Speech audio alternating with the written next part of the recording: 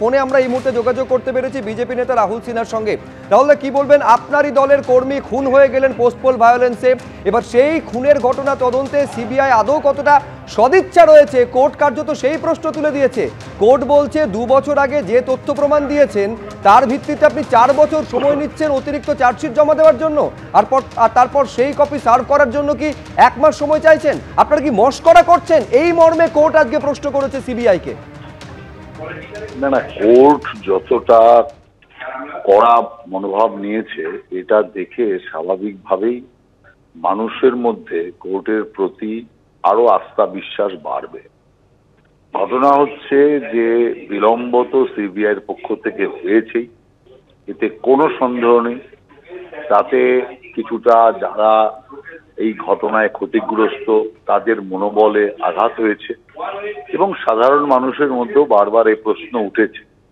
কিন্তু এর সাথে আরেকটা জিনিসও বিচার করা দরকার আছে, যে বারবার সিবিআই কে কোর্টেও গিয়ে বলতে শোনা গেছে যে তাদের কেস ঠিকভাবে সহযোগিতা করছে না পুলিশ, তাদের কাজে বাধা সৃষ্টি করছে, এই বিষয়গুলো আছে। তবে আমি মনে করি সব মিলিয়ে আদালত যত কড়া ভাবে এই বিষয়টিকে হ্যান্ডেল করবে তত গতি বাড়বে বলে আমার মনে হয়। প্রকারান্তরে কোন রকম এ পার্টি ও পার্টি, এ পক্ষ ও পক্ষ আমি দেখতে চাই না। আমরা চাই বিচার। অতএব সেই দৃষ্টিভঙ্গিতে আমি পরিষ্কার বলতে চাই, আদালতের এই কড়া মনোভাব যত বেশি বাড়বে তত বিচার প্রক্রিয়া দ্রুততার সাথে হবে। রাহুল দা, অনেক ধন্যবাদ আমাদের সঙ্গে কথা বলার জন্য। বিজেপি নেতা রাহুল সিনহার সঙ্গে কথা বললাম। কাঁকুরগাছিতে বিজেপি কর্মী অভিজিৎ সরকারের খুনের ঘটনায় কোর্টে ভর্ৎসিত হলো সিবিআই। 4 বছরে কাউকে গ্রেফতারের কোন চেষ্টা করেছেন প্রশ্ন তুললেন বিচারক। 4 বছরে কাউকে গ্রেফতারের প্রয়োজন মনে করেছিলেন?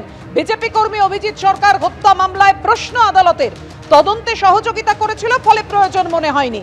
ব্যাংশাল কোর্টের বিচারকের প্রশ্নের মুখে এমনটাই দাবি করেছেন সিবিআইয়ের আইনজীবী। তার মানে এখনই ওয়ারেন্ট জারির প্রয়োজন নেই বলে মনে করছেন। 4 বছর পরে সাপ্লিমেন্টারি চার্জশিট কপি দেওয়ার জন্য 1 মাস চাইছেন। এটা কি মজা হচ্ছে? সিবিআইয়ের ভূমিকায় একের পর এক প্রশ্ন কোর্টের। সিবিআইকে চার্জশিটের কপির সঙ্গে সমন জারির নির্দেশ আদালতের। 18 জন অভিযুক্তকে হাজিরা দিয়ে জামিনের আবেদন করতে হবে, এমনটাই জানিয়ে দিল আদালত। চার্জশিট ও সমন দেওয়ার জন্য 1 মাস সময় চাইল সিবিআইয়ের। তখনই আদালত প্রশ্ন তোলে, এটা কি মজা হচ্ছে? 4 বছর পরে এদের বিরুদ্ধে চার্জশিট দিয়েছেন। যে তথ্যের বিরুদ্ধে ভিত্তিতে চার্জশিট সেগুলো তো 2 বছর আগে সংগ্রহ করেছেন। অর্থাৎ তদন্ত প্রক্রিয়া নিয়ে প্রশ্ন তুলে দিল আদালত।